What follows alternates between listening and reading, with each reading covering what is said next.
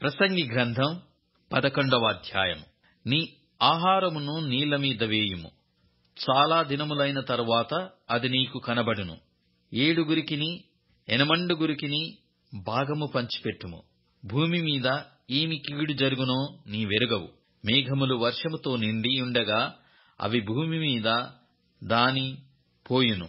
మ్రాను దక్షిణముగా పడినను ఉత్తరముగా పడినను అది పడిన చోటనే యుండును.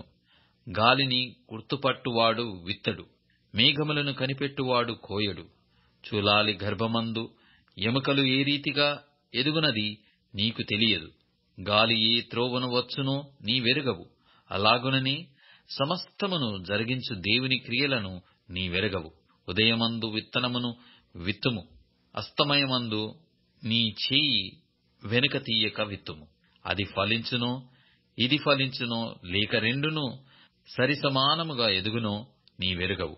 వెలుగు మనోహరమైనది, సూర్యుని చూచుట కన్నుల కింపుగానున్నది.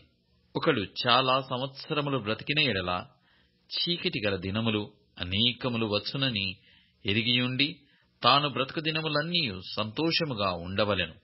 రాబోవునదంతయు వ్యర్థము. యవనుడా, నీ యవన కాలమందు సంతోషపడము. నీ యవన కాలమందు నీ హృదయమును సంతుష్టిగా ఉండనిమ్ము. నీ కోరిక చొప్పునను నీ దృష్టి యొక్క ఇష్టము చొప్పునను ప్రవర్తింపుము.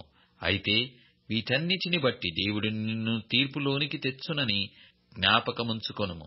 లేత మనస్సును నడిప్రాయమును గతించిపోవునవి గనుక నీ హృదయములో నుండి వ్యాకులమును తొలగించుకొనుము. నీ దేహమును చెరుపు దాని తొలగించుకొనుము.